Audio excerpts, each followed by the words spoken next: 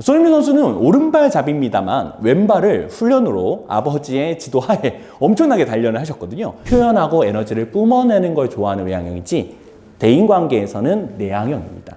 외향형과 내향형 리더 중에 어떤 리더가 탁월한 리더일까요? 오늘 간단하게 이제 MBTI 다루기 전에요. 제 소개를 잠깐 할 텐데요. 저는 MBTI, 버크만, 애니어그램, TA 교류 분석 등등 다루고 있고요. 오늘 여러분들과 함께 MBTI에 대한 이야기 다뤄보겠습니다. 사전 진단 검사를 진행한 이후에는 보통 맞춤형 컨텐츠들을 제작해 드리고 있고요. 조직 분석을 가장 많이 해본 케이스는 537명, 26개 부서 분석해 본 적도 있습니다. 네이버나 구글에서 이제 AI한테 MBTI 전문가 추천해 줄래라고 하면 3명 중에 제가 꼭 나오는 편입니다. 운이 좋을 때는 첫 번째로 나올 때도 있습니다. 한번 저와 함께 재밌게 한번 강의 진행해 볼 텐데요. 이렇게 4가지 흐름으로 저희가 한번 진행해 보도록 하겠습니다. 혹시 사전 검사 결과 다 받으셨을 텐데요. 혹시 받으신 분들 중에 그 MBTI 유형 중에 STJ 중에 2개 이상 갖고 계신 분 혹시 계실까요? ST, TJ, SJ. 네, 이런 분들은 이 목차가 없으면 강의평가 점수를 깎으시더라고요. 저분들은 저걸 알아야 언제 쉬는 시간이고 언제 끝날지 굉장히 중요하게 생각하시는 경우가 많습니다. 그에 반해 ENFP 중에 2개 이상 갖고 계신 분 혹시 계신가요? 네, 이런 분들은 재밌으면 장땡파라고 부릅니다. 네, 조금 오바돼도 되고 뭐 2번 쉬어도 되고 3번 쉬어도 되고 큰 의미 부여하지 않는 분들이십니다. 오늘은 좀 여유롭게 해도 괜찮을 것 같네요. 네. 바로 강의를 진행하진 않을 거고요. 여러분 혹시 테이블에 철제 상자 하나씩이 놓여져 있을 텐데요. 이 철제 상자를 잠깐 꺼내 주시고요. 이 안에 있는 모든 카드를 잠깐 꺼내 주시면 감사하겠습니다. 네, 지금부터 제가 잔잔한 음악은 아니지만 좀 신나는 음악을 하나 깔아 드릴 텐데요. 한 15초 정도 카드를 최대한 빨리 깔아 주시면 감사하겠습니다.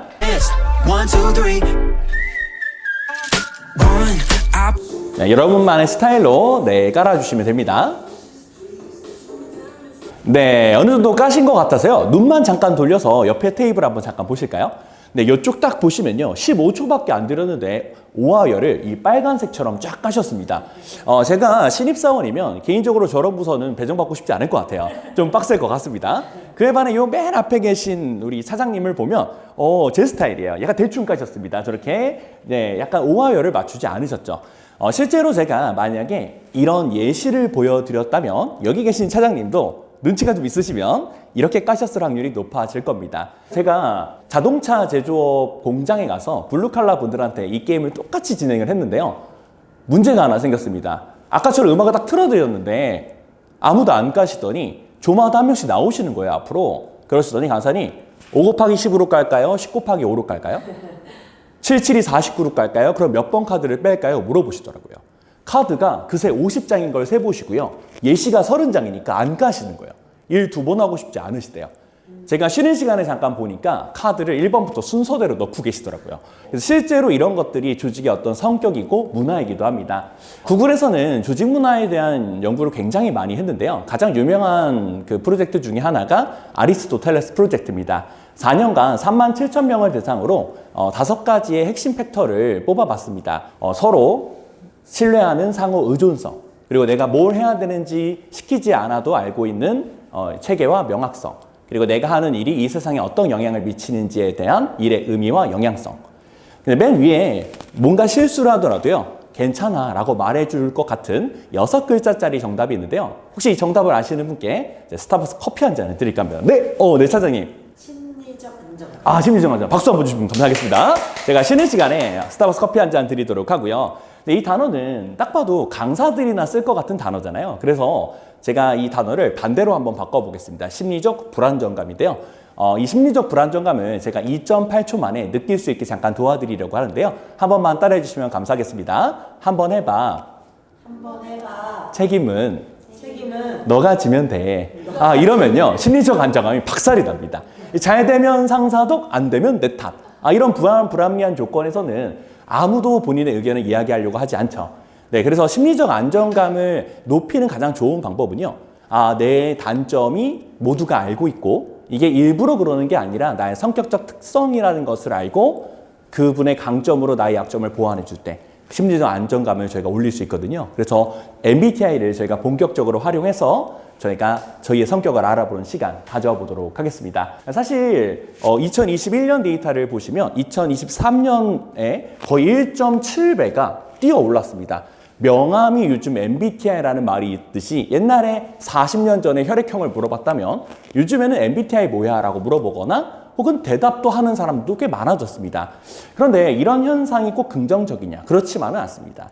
일단 대중적으로는 꽤나 맞다라고 인지하고 계시다는 거, 여기까지만 한번 짚고 한번 넘어가 보도록 하겠습니다.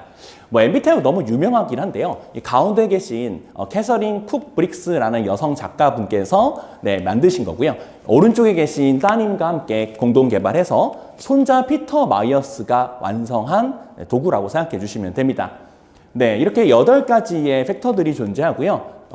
대극지표라고 해서 위와 아래는 약간 반대의 개념이라고 생각해 주시면 좋을 것 같습니다. 그러면 여기서 MBTI에 대한 설명을 좀 더 드리기 전에 꼭 설명드리는 장표 하나 보여드리려고 하는데요. 첫 번째는 정도껏 해라 할 때 정도. 두 번째는 관점입니다. 첫 번째, 정식 검사를 하게 되시면요. 30점 만점에 PCI 지수, 선호 분명도 지수라는 것들이 나옵니다. 참 신기한 게 여기 맨 위에 내향형을 보시면 20점, 그 아래에 직관은 16점, 21.9점. 그래서 여기 계신 분은 거의 100점에 육박하는 꽤 INTP스러운 분입니다. 그래서 이런 분들은 이런 강의를 들으면 굉장히 재밌어요. 다 얘 맞고 4개 같고. 그래서 이런 분들은 보통 MBTI 맹신론자, 전도사, 광신도로 진화하게 됩니다. 자, 그에 반해 점수를 다 합쳐봐야 10점밖에 안 나오는 분이 계십니다.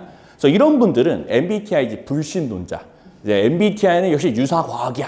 이런 거 믿는 사람 이해 못하겠어. 이렇게 인식을 한다는 거죠. 그래서 이렇게 크게 두 가지의 부류로 나눠지게 되거든요. 그래서 MBTI에 대한 어떤 SNS 게시물이나 영상 댓글을 보면 댓글이 2개로 나뉘어져 있습니다. 매우 맹신하는 자와 불신하는 자로 나눠진다는 거죠. 그래서 MBTI는 유형이 중요한 게 아니라요. 바로 이 점수가 중요하다는 거 기억해 주시면 좋겠습니다. 그러면 방금까지 이제 정도에 대한 이야기를 저희가 다뤄봤다면 이번에는 관점에 대한 포인트를 한번 짚어보도록 하겠습니다. 이 게시물을 잠깐만 한번 보시면요. 사장보다 뛰어남, 첫날의 해고됨. 되게 극단적으로 나뉘어져 있습니다. 여러분, 이 게시물이 어디에 돌아다닌다고 생각하세요? GS 편의점 점장님들이 한 1,500명도 계신 단톡방 이런 자료들이 돌아다닙니다. 노동청에 신고가 들어갈 만큼 사람을 뽑을 때요. 이런 MBTI에서 INFP, INTP, INTJ는 지원 불가입니다. 실제로 이런 것들이 기사에까지 올라가고요. 우리가 알만한 기업에서도 이런 걸로 사람을 평가하고 있기도 합니다. 실제로 아까 말씀드렸지만 MBTI라는 건 정도라는 지수가 있고 두 번째는 어떻게 그 사람이 성숙한가 또 그 사람이 회사에서의 모습이 그런가 집에서의 모습이 그런가 구별을 해야 되기 때문에 사실 너무 이런 것들을 맹신하면 안 된다는 거 꼭 기억해 주시면 좋을 것 같습니다. 깍지 한 번만 우리 끼신 채로 서로 한번 살짝 보여주시고요. 그럼 신기한 현상이 보입니다.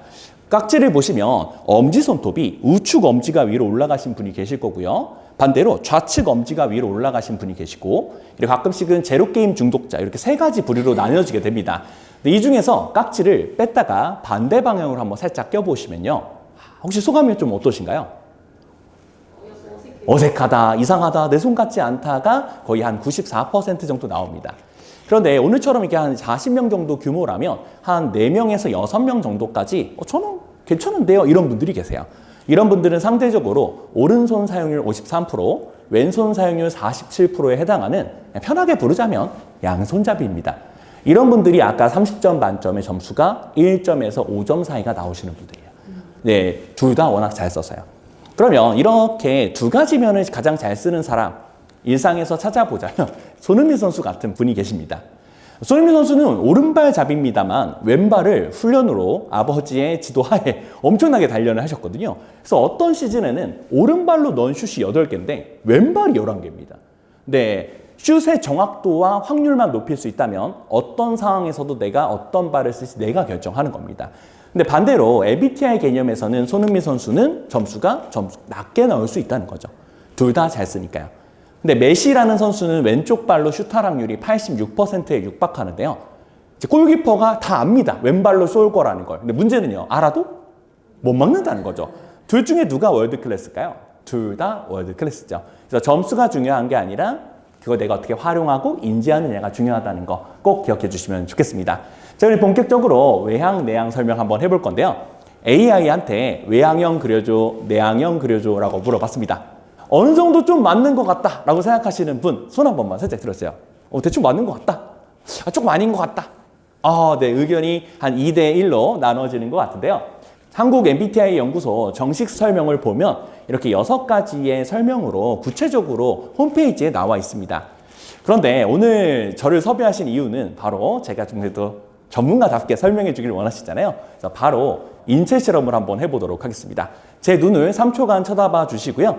오늘 윤종세 강사가 15점 이상의 분명한 외향형인지 아니면 15점 이상의 분명한 내향형인지 투표를 한번 해주시면 되는데요. 자, 첫 번째. 딱 보면 느낌이 온다. 윤종세 강사는 딱 외향형인 것 같다. 손 한번 살짝 들어주시고요.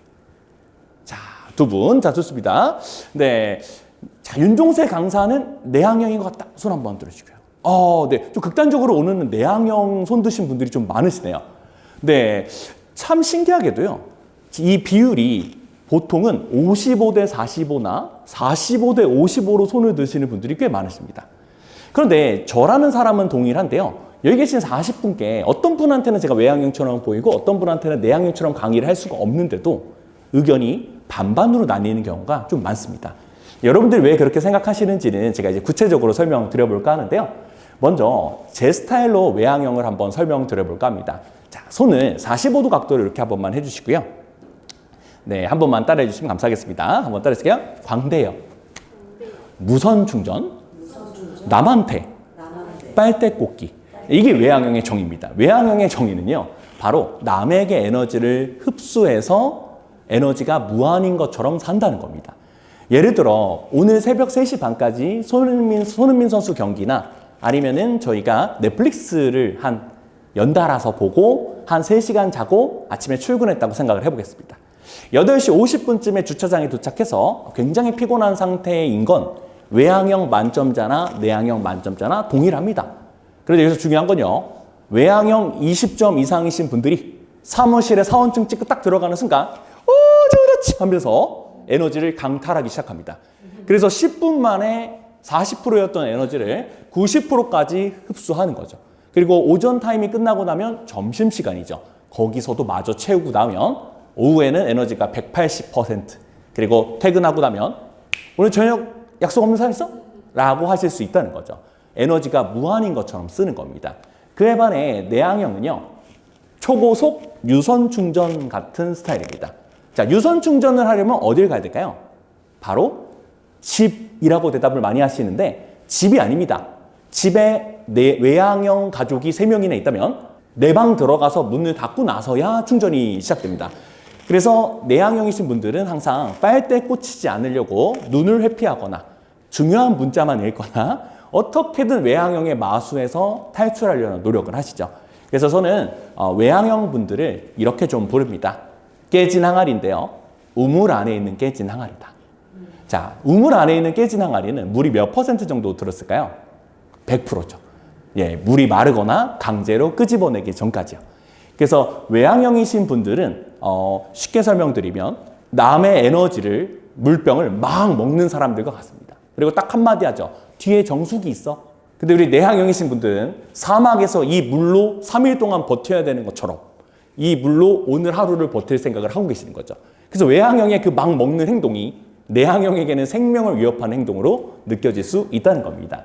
자, 그렇다면 혹시 왜 윤종세 강사를 원사이드하게 외향형이나 내향형으로 보시지 않을까요? 네, 이 검사지는 폼 M 144문항짜리 MRI급 MBTI 검사지입니다. 우리나라에서 할 수 있는 정식 검사지 중에서는 가장 자세한 편입니다. 여기서 외향형 아래에도요, 5가지의 다면 척도들이 존재합니다. 자, 오늘 윤종세 강사가 굉장히 적극적, 능동적이라고 동의하시는 분 있나요? 네. 활동적이고 열성적이다. 네. 제가 돌아다니면서 강의하는 거 다 보셨을 텐데 하나 이상한 게 보이실 겁니다. 말빨도 꽤 괜찮아 보이니까 표현력 5점인 것도 동의가 되실 거예요. 그래프 뚫은 거 보이시죠? 네. 근데 여기 보시면 다양한 관계가 1점으로 매우 낮습니다. 마치 밀접한 관계를 선호하는 것처럼 보일 수 있다는 거죠. 저는 1년에 47,000km 정도 운전을 하고 보통 65일 정도의 외박을 하는데요. 그럼에도 불구하고 오전에 지방에서 강의가 끝나고 나면 근처 동료 강사들이나 동창들이랑 밥을 먹을 법한데 저는 1년에 누군가 만나서 밥 먹는 일이 3번 정도밖에 없습니다. 저는 사람을 별로 안 좋아합니다. 저는 외향형, 24점짜리 외향형이지만 바로 저는 표현하고 에너지를 뿜어내는 걸 좋아하는 외향형이지 대인관계에서는 내향형입니다. 그래서 제가 작년에 임원분들 이 폼 Q로 진단을 한번 해본 적이 있는데 상무님이셨어요. 근데 상무님이 내향형이 19점이 나오신 거예요. 근데 직업이 뭐냐면 제약회사에 영업을 하시는데 법인카드 2개와 함께하는 주 7일 약간 술 영업, 이 전문 용어로 술상무라고 부르죠. 그래서 이분이 술 영업을, 골프 영업을, 해외여행 같이 가시는 그런 영업을 거의 매일마다 하시는데 안 힘드시냐고 여쭤보니까 하나도 안 힘들대요. 내 돈 안 쓰니까. 종세 씨도 한번 갈래? 골프 치러? 이러시는 거예요.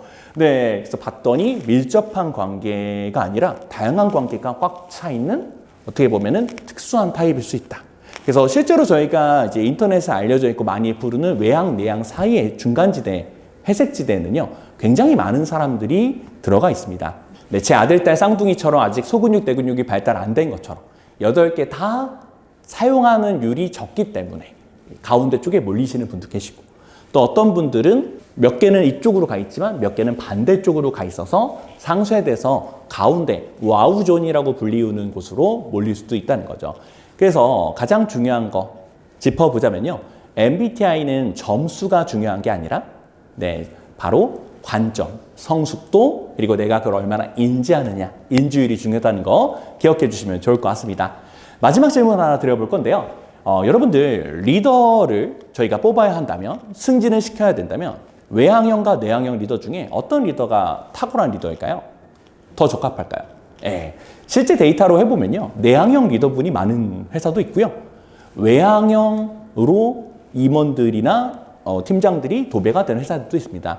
회사의 필요, 그리고 글로벌 상황, 그리고 업종, 업태의 특성, 그리고 직무적 특성에 따라서 필요한 조직에서 원하는 사람이 그때 필요한 사람이 승진하는 겁니다.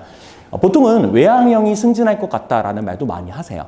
초반에 승진하시는 분들은 외향형이신 경우가 많지만 나중을 바라보다 보면 내향형 리더분이 상급자 중에서는 기하급수적으로 늘어나게 됩니다. 그 이유 중에 하나는요. 보통 내향형들의 리더십은 조용하지만 결과로 내거나 문서로 남아있거나 하는 경우가 많아요. 근데 보통 외향형 분들은 회의 때 굉장히 많은 영향력을 행사하는 것 같지만 이제 며칠, 몇 주, 몇 달 뒤 혹은 연간 점검을 할 때면 그 모든 회의, 그 수많은 회의, 그 거듭된 회의에서 나온 것들 중에 아주 일부만이 실현돼서 실제로는 성과로 이어지지 않는 경우도 있다는 거죠. 보통 팀 쿡이라는 사람이 CEO인 걸 아는 사람은 많은데요. 얼굴은 잘 모르는 사람들이 꽤 많습니다. 그래서 내향형 리더십, 3,000조짜리 회사를 운영하지만 얼굴을 모르는 CEO일 수도 있다. 그래서 어떤 리더십이든 어떤 유형이든 저희가 활용하기 나름이라는 거 기억해 주시면 좋겠습니다. 그러면 잠깐 쉬는 시간 가졌다가 이제 감각형과 직관형에 대해서 알아보도록 하겠습니다.